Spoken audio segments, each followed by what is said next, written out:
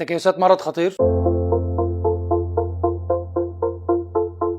اصلا هي يعني ايه تكيسات، وهل التكيسات دي اصلا مرض ولا عرض؟ المعلومه اللي ناس كتير ما تعرفهاش ان التكيسات دي عرض من اعراض مقاومه الانسولين.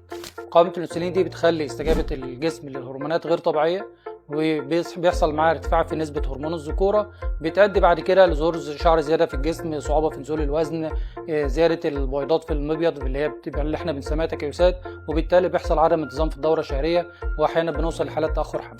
طب احنا عشان نفهم السايكل اللي ماشي فين لازم نعالج السبب، مش نمشي ورا العرض بس اللي هو التكيسات. فانا السبب عندي هو اساسا الكورنر ستون بتاعه هي كلمه مقاومه الانسولين. فانا لما احب اعالج التكيسات لازم اعالج مقاومه الانسولين اللي موجوده، اللي احيانا ممكن بنظام غذائي، ممكن برياضه، ممكن بتعليمات معينه كده بنعملها، شويه ادويه بنوصفها تحسن مقاومه الانسولين، وبالتالي تبدا اعراض التكيسات بتخف. وده بيحتاج من 3 ل 6 شهور متابعه.